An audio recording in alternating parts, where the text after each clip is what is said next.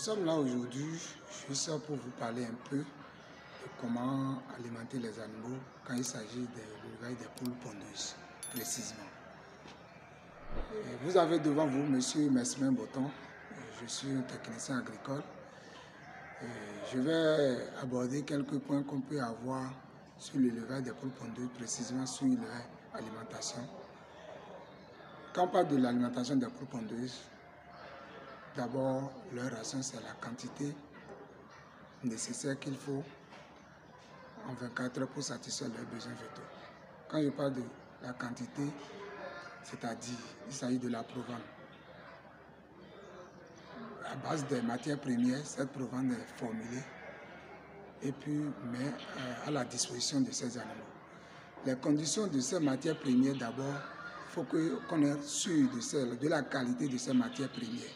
La qualité, si je parle de la qualité, il y a aussi la quantité aussi, qu'il faut vraiment tenir en compte pour l'alimentation des animaux, c'est-à-dire précisément les poules pondeuses. Au début des animaux, c'est-à-dire les poussins d'un jour, la première semaine, on commence avec 15 grammes par tête par jour. Au fur et à mesure que les semaines écoulent, il y a une augmentation de 5 grammes. Et la ration finale, c'est entre 115 à 120. Entre 115 à 120, tout simplement parce que ça dépend des souches. Il y a des souches qui vont jusqu'à 120, il y a des souches qui vont jusqu'à 115. Et aussi, si les animaux, l'âge évolue, il y a la consommation qui est un peu considérable, c'est-à-dire ça dépasse les 115. Les animaux qui ont l'habitude peut-être de consommer 115, vous avez commencé par sentir que la quantité, c'est-à-dire la ration, n'arrive pas à couvrir la journée et on est obligé de compléter un peu. C'est en ce moment que ça va jusqu'à 120. Sinon, au début, d'autres espèces, d'autres races vont jusqu'à 120, mais d'autres sont à 115. À part l'alimentation au niveau des poules pondeuses, tout au début, je vous ai parlé de la conservation des matières premières. Il y a aussi, parce qu'en parlant de l'alimentation, il faut d'abord partir des matières premières. En matière de ces matières premières, nous pouvons juste avoir en idée que nous avons le maïs par exemple, le soja, que ce soit le tourteau, le grain, qui sera bien torréfié. Je précise bien, qui sera bien torréfié. Nous avons le tourteau de palmiste, le son de blé, la farine de poisson, le tourteau de coton, l'isine, méthionine, etc. Toutes ces matières premières, après avoir élaboré ma formule, y compris d'autres matières premières, peut-être après avoir élaboré ma formule, si j'ai peut-être en compte 5 matières premières à utiliser, je dois me rassurer de ces 5 matières premières. Comment a été leur stockage? Quelle est leur qualité? C'est en fonction de leur qualité, je suis sûr que ces matières premières vont me fournir ce dont j'ai besoin en matière de l'énergie, en matière de protéines, en matière de calcium, en matière de phosphore. Parce que ce sont des éléments, l'isine, méthionine, tout ça là. Ce sont des éléments qui sont nécessaires, très nécessaires dans la composition d'une formule. Et si vous ne respectez pas ces conditions, vous risquez de fausser votre objectif. Parce que celui qui élève les poules pondeuses a 2 objectifs. Que ce soit la production des œufs et la viande. Mais premièrement, c'est les œufs. Mais comment faire pour avoir ces œufs? Ça part déjà de stockage de ces matières premières. Donc nous devons avoir une idée dans quelles conditions ces matières premières sont stockées. Ça va nous permettre d'être sûrs de ce que nous sommes en train de donner à ces animaux. Ça fait que s'il y a un petit souci, je peux me rassurer que l'alimentation, je n'ai pas de souci au niveau de l'alimentation. Donc ça m'oriente rapidement à chercher mon problème, là où se trouve mon problème. Si je prends l'aspect des besoins alimentaires, comme je suis en train de le dire tout à l'heure, il s'agit de l'énergie, de la protéine, de l'isine, de phosphore, de calcium, un peu de tout ça. Parce que toutes les matières premières que je suis en train d'utiliser, à base de la formulation de ma provende, toutes ces matières premières, chacune d'eux a ses valeurs nutritives, a ses richesses, si c'est bon, a ses richesses. Si je prends par exemple le maïs, nous ne sommes pas sans savoir que le maïs est riche en énergie. Il y a le soja qui est très riche en protéines, farine de poisson qui est riche en protéines, soja qui est d'origine végétale qui est riche en protéines. Donc toutes ces matières premières, c'est la composition de toutes ces matières premières qui me permet d'avoir une provence. Donc en matière de leur énergie, de leurs protéines, de leur calcium, de leur phosphore, ça a des limites. Ça a des limites. Si je peux, comme nous sommes sur les poules pondeuses, je prends l'étape poussin. Nous ne sommes pas sans savoir que nous sommes à traverser 3 étapes. L'étape poussin, l'étape poulette, l'étape pondeuse. À l'étape poussin, je prends l'énergie au niveau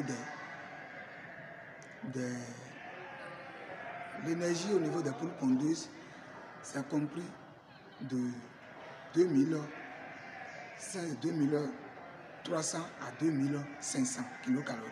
La protéine, ça tourne autour de 18 à 20%. Calcium, ça tourne autour de 0,45 à 0,55. Parce qu'aujourd'hui, les matières que nous avons, les matières qui nous fournissent de calcium ne sont pas si, non plus leur valeur comme ça se doit. Sinon, au plus à 0,45, ça peut répondre. Donc aujourd'hui, nous sommes en train, l'expérience nous permet d'aller jusqu'à 0,45. Ces éléments, après avoir cumulé ces matières premières, si je fais bien mes calculs, ça doit me donner, ça doit rester dans les limites de 2300 à 2500 kcal en matière de l'énergie. En matière de protéines, ça doit rester dans les limites de 18 à 20%. En matière de calcium, de 0,45 à 0,55 en matière de calcium. L'usine aussi, il y en a qui est de 0,35 à 0,45, ainsi de suite. Je prends par exemple l'étape poulette, où nous aurons besoin de l'énergie qui est de 2500 à 2700. La protéine est de 14 à 16%. A priori, je peux aller jusqu'à 16,50. Le problème ne se pose pas déjà là. Le calcium aussi, ça tourne autour de 0,35 à 0,45. Ainsi de suite, sur chaque matière première. Donc après avoir cumulé toutes ces matières premières, c'est ça qui doit forcément me donner ces limites que je suis en train de citer. Je quitte là, il y a l'étape poulette, qui est l'étape vraiment primordiale. Que les amis, vraiment, l'étape là, les 2 étapes que j'ai énumérées tout à l'heure, ce sont des étapes où vraiment il faut être solide pour traverser ces étapes-là. L'étape pondeuse maintenant, c'est l'étape de jouissance de son projet. Parce que les animaux sont en ponte, mais l'alimentation aussi compte vraiment. C'est un point d'abord à ne pas négliger. C'est le point numéro 1 d'abord. Quand on parle de l'alimentation, c'est le point numéro 1 pour la conduite, que ce soit les animaux. Là, au niveau de l'énergie, à l'étape pondeuse, nous sommes autour de 2600 à 2800 kcal. Les protéines tournent autour de 16 à 18%. Calcium, ça tourne autour de 3 à 4%.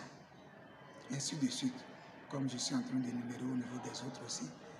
Voilà un peu les limites au niveau des besoins alimentaires, ce qu'il faut faire pour avoir le résultat.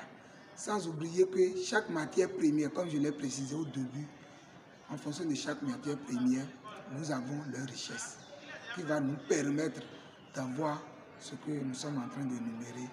Et c'est de là nous pouvons mettre la main au parti, que l'aliment que je suis en train de donner, ça répond aux normes, ça suit les normes. Déjà parti du stockage de ces matières premières, je suis sûr. Les matières premières aujourd'hui, déjà à la culture, déjà à base de la culture de ces matières premières, le problème se pose.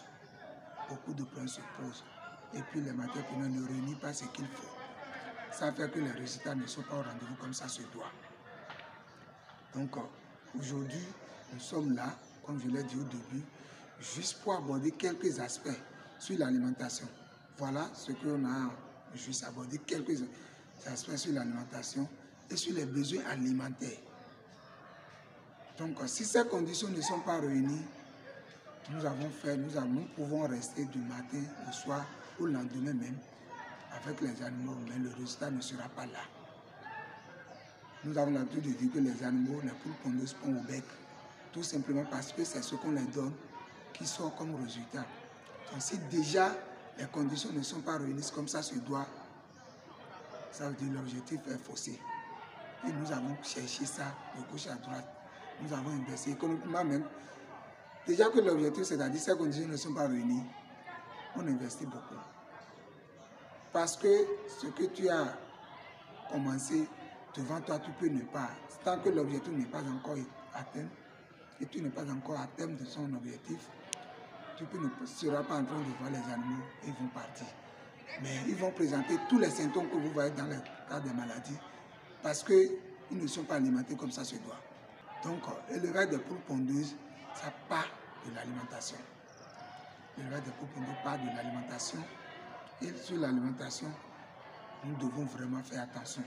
Nous devons être sûrs, très sûrs, de ce que nous sommes en train d'utiliser, de ce que nous avons mis comme matière première, la quantité et la qualité. La quantité et la qualité. Voilà un peu en un mot, en quelques mots, je dirais, ce que nous avons à vous présenter ce matin. Je suis sur 97, 91, 39, 13 ou 95, 38, 97, 90.